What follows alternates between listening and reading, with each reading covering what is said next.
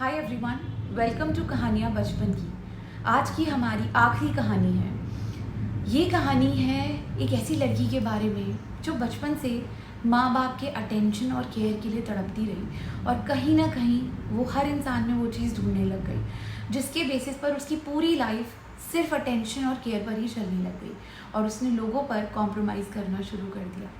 तो अगर आप उन लोगों में से हैं जिन्हें माँ बाप का प्यार नहीं मिला बचपन में, तो आप ये कहानी ज़रूर सुनिएगा। और अगर आप उन माँ बाप में से हैं जिन्होंने वर्क की वजह से या किसी भी वजह से अपने बच्चों को टाइम नहीं दिया, तो आपके बच्चों पर क्या बीत रही है और वो बड़े होकर कैसे बनेंगे, इसको जानने के लिए ज़रूर सुनिएगा कहानियाँ बचपन की, which is about parents attention and care. Thank you so much.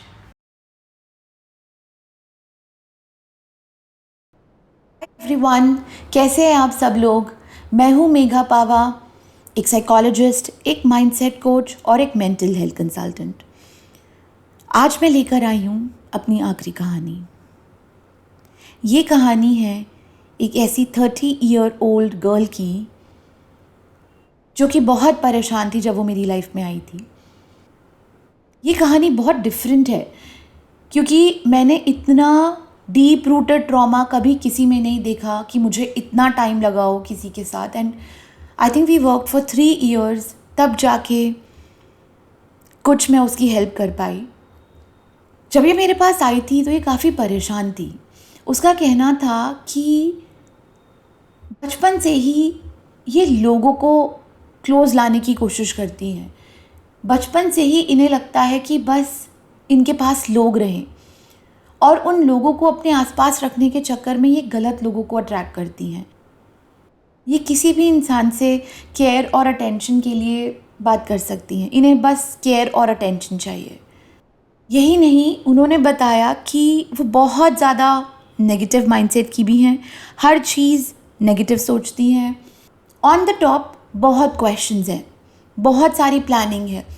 ऐसा होगा तो ऐसा होगा, शादी के बाद तो लड़कियां बेकार हो जाती हैं, शादी के बाद तो कोई कुछ कर नहीं सकता। इतना ज़्यादा नेगेटिव बिलीफ सिस्टम, जिसके बेसिस पर ये खुद ही बहुत परेशान थी। इन्हें समझ में ही नहीं आता था कि सच्चाई क्या है और सच्चाई क्या नहीं है।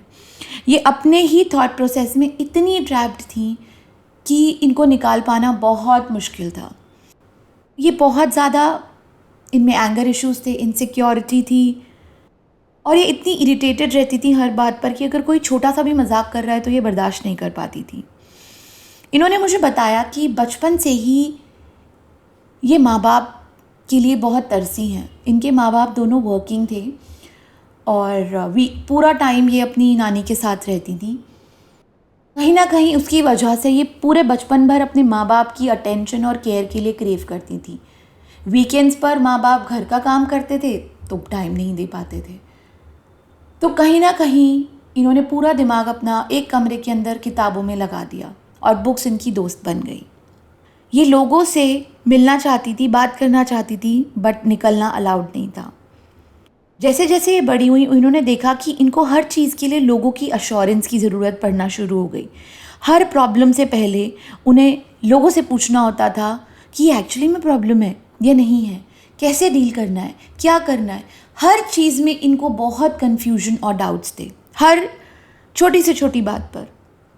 और हर बात पर इन्हें लोगों की ज़रूरत थी। कुछ भी होता था इन्हें चाहिए था कि कोई आके इन्हें कंफर्ट दे, अटेंशन दे, केयर दे, क्योंकि वो इनको नहीं मिला था बचपन से ही।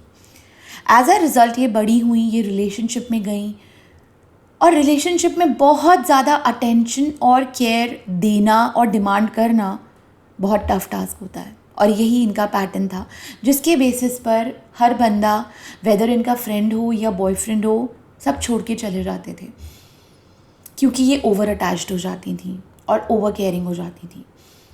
इनका कहना था कि बस इन्हें कोई चाहिए अपनी लाइफ में जो कि इन्हें अटेंशन और केयर दे, और वो इतना ज़्यादा डीप रूटेड था कि ये संभाल ही नहीं पाती थी खुद को, जिसके बेसिस पर ये लोगों पे कॉम्प्रोमाइज़ करती थी और हर बार अपनी लाइफ में गलत इंसान को अट्रैक्ट करती थी।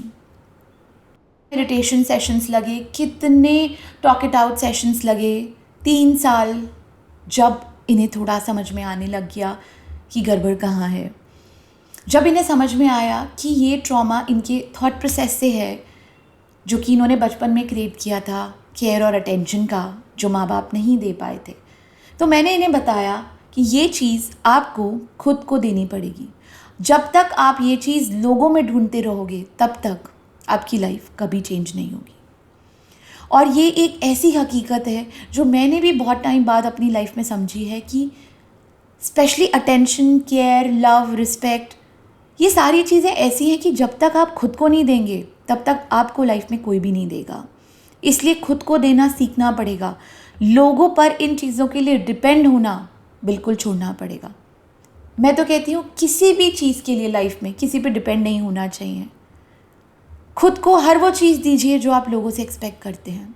और वहीं मैं उन वर्किंग पेरेंट्स को कहना चाहूँगी जो दिन रात अपने बच्चों के लिए मेहनत कर रहे हैं कि कोई बात नहीं, आप मेहनत करिए। मैं समझ सकती हूँ कितना मुश्किल होता है घर चलाना, बट बच्चों को टाइम देना, अटेंशन देना, केयर देना भी आपकी ज़िम्मेदारी है, क्योंकि वो आपके बच्चे हैं। ऑफिस का काम ऑफिस में छोड़कर आइए। जब आप घर आते हैं तो खुशी खुशी आइए और अपने बच्चों के साथ टाइम स्पेंड करिए, उनको वो केयर अटेंशन दीजिए ताकि ऐसा ट्रॉमा ना बने आपके बच्चे में। वीकेंड्स पर उनके साथ टाइम स्पेंड करिए, उन्हें लेके जाइए, उनकी पढ़ाई में उनकी हेल्प करिए। सिर्फ बच्चे कर देना इज़ नॉट द सोल्यूशन। उनको टाइम देना, उनको केयर देना भी बहुत इम्पॉर्टेंट होता है। अपनी वर्क और पर्सनल लाइफ को बैलेंस करना सीखिए, और जब आप ये करेंगे तो आप देखेंगे कि आपके बच्चा कितना हेल्दी ग्रो करेगा हर एस्पेक्ट में। और अगर आप एक ऐसे बच्चे हैं जिसके साथ ऐसा हुआ हो, तो मैं आपसे यही कहना चाहती हूँ कि खुद को हर वो चीज़ दीजिए जो आप बचपन से दूसरों से एक्सपेक्ट करते हुए आए हैं, चाहे वो आपके पेरेंट्स ही क्यों ना हो। क्योंकि अगर आप खुद को वो सब चीज़ें नहीं देंगे तो आप अपनी पूरी ज़िंदगी भर गलत लोगों को अपनी लाइफ में अट्रैक्ट करते हुए आएंगे। तो ये थी हमारी आज की कहानी और उसकी लर्निंग। आई होप आपको अच्छी लगी हो। प्लीज़ लाइक, शेयर और सब्सक्राइब ज़रूर करिएगा। Thank you so much for listening.